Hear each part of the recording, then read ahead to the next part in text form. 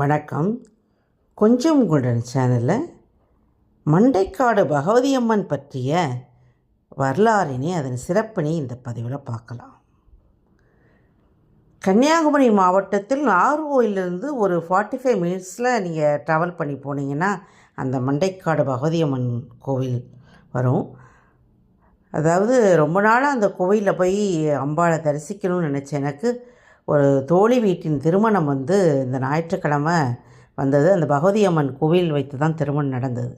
அதனால் அதனுடைய வாய்ப்பாக பயன்படுத்திக்கிட்டு அந்த மண்டைக்காடு பகவதி அம்மன் கோயில் போய் அம்மனை தரிசித்து அவரது அருள் பெற்று வந்தோம். ஸோ அந்த கோயிலை பற்றிய சிறப்பினையும் அதனுடைய தல வரலாறையும் அதில் என்னென்ன மகத்துவம் நிறைந்தது என்பதை பற்றியும் இந்த பதிவில் பார்க்கலாம். அமைவிடம் முற்காலத்தில் நெருக்கமான பனைக்காடாக இருந்த இந்த பகுதியில் சுயம்புவாக எழுந்தவள் மண்டைக்காடு ஆரம்பத்தில் காளி தேவியாக வழிபடப்பட்டவள் பின்னர் கேரள மக்களின் வழக்கப்படி பகவதி அம்மன் என்று அழைக்கப்பட்டாள்.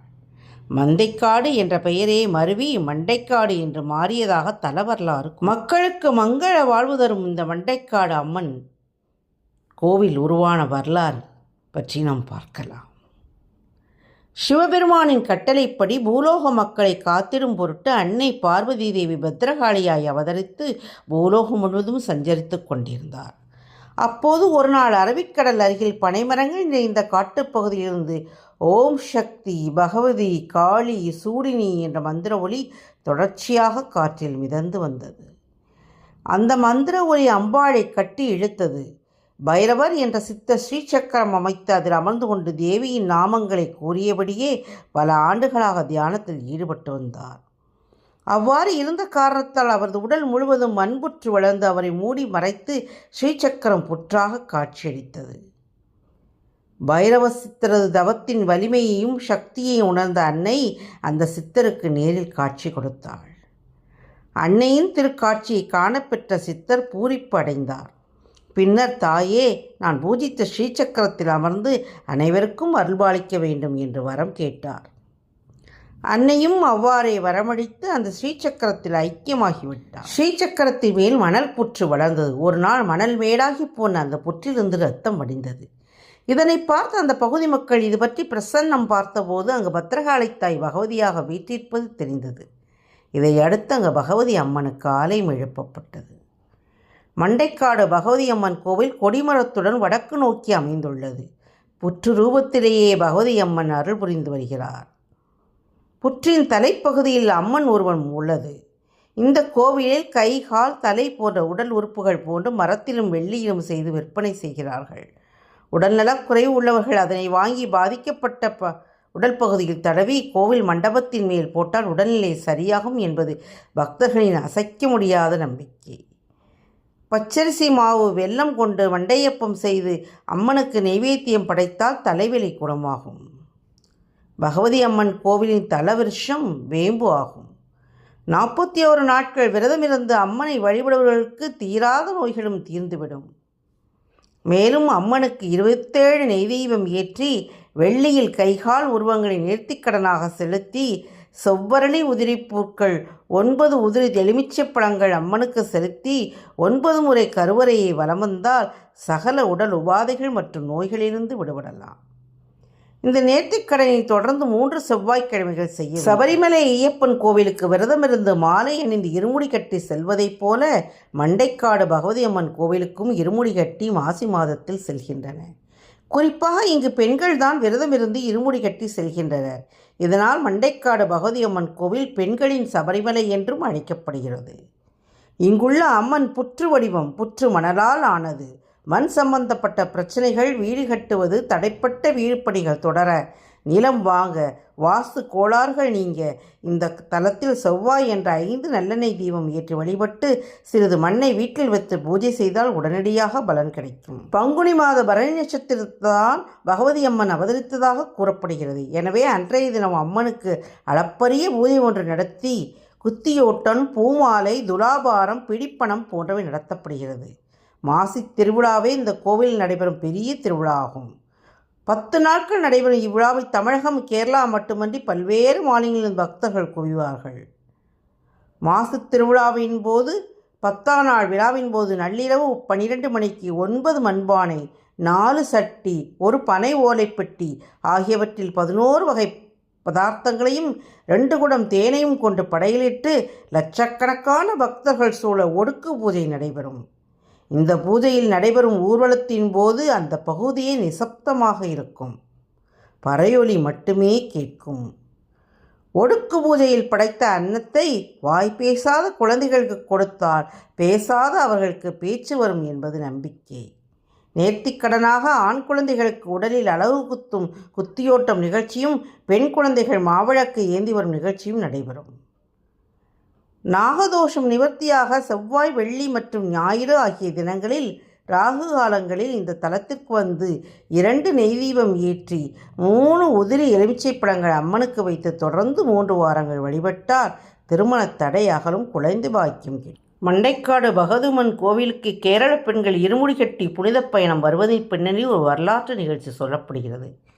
ஓலை குடிசையாக இருந்த இந்த கோயில் கன்னியாகுமரி மாவட்டத்தின் கேரள மாநிலத்தின் ஒரு அங்கமாக போதிருந்தது. கொல்லம் உள்ளிட்ட இடங்களிலிருந்து வியாபாரிகள் மாட்டு வண்டியில் தேங்காய், புளி போன்ற பொருட்களை மண்டைக்காடு வழியாக கிழக்கு பகுதிகளுக்கு விற்பனை கொண்டு செல்வது வழக்கம். இதை தலையில் கட்டி வருவதையே வழி வழியாக செய்ததால் இருமுடி கட்டும் பண்பாடு வந்ததாக நம்பப்படுகிறது. சபரிமலை ஐயப்பன் கோவில் மற்றும் மண்டைக்காடு பகவதியம்மன் கோவிலில் சாதி மத பேதம் எதுவும் இல்லாமல் பக்தர்கள் சென்று வழிபட்டு வருகிறார்கள். சபரிமலை ஐயப்பன் கோவிலில் குறிப்பிட்ட வயதுக்குள்ள பெண்கள் அனுமதிக்கப்படுவதில்லை என்பதால் அதிகமான பெண்கள் விரதம் இருந்து மண்டைக்காடுக்கு இருமுடி கட்டி புனித பயணமாக சென்று வருகிறார்கள். ஓலையால் வேயப்பட்ட மண்டைக்காடு கோயிலின் மேற்கூரையை அடிக்கடி மாற்றி அமைக்க வேண்டிய நிலை அப்போது இருந்தது. சுயம்புவாக மண்புற்றில் எழுந்தருளிய அம்மன் வளர்ந்து கொண்டே போனதுதான் அதற்கு காரணம். மண்டைக்காடு பகவதியம்மன் கோயில் அருகில் உள்ள கடல்தான் பக்தர்களின் புனித தீர்த்தம். பக்தர்கள் முதலில் கடலுக்கு சென்று நீராடி விட்டு அல்லது கால் நனைத்து விட்டோதான் பகவதி அம்மனை தரிசிக்க கோயிலுக்குள் வருவார்கள். கடற்கரைக்கு வரும் பக்தர்கள் கடலம்மே என பக்தி பரவசத்துடன் அழைத்தவாறே தேங்காய் மற்றும் சில்லறை காசுகளை கடலில் வீசுவார்கள். பின்னர் தங்கள் இருமுடிக்கட்டுகளில் உள்ள பொருட்களை கொண்டு கோவில் சன்னதியில் பொங்கலிட்டு அம்மனை வழிபடுகிறார். மாசி மாத கொடை விழா இங்கு சிறப்பானது. மாசி கொடை விழாவின் நிறைவு நாள் நள்ளிரவு 12 மணிக்கு ஒடுக்கு பூஜை நடைபெறும். இது பகவதி அம்மனுக்கு சோறு ஊட்டும் நிகழ்ச்சி. இந்த ஒடுக்கு பூஜைக்காக பகவதி கோயிலுக்கு அருகே உள்ள சாஸ்தா கோவிலில் உணவுகளை தயாரித்து நீளமான வெள்ளை துணியால் மூடி ஊர்வலமாக எடுத்து வருவார்கள்.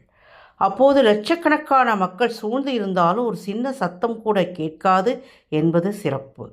அம்மனுக்கு படையல் போடும்போது எந்த இடையூறும் இருக்கக்கூடாது என்பதே இதன் ஐதீகம்.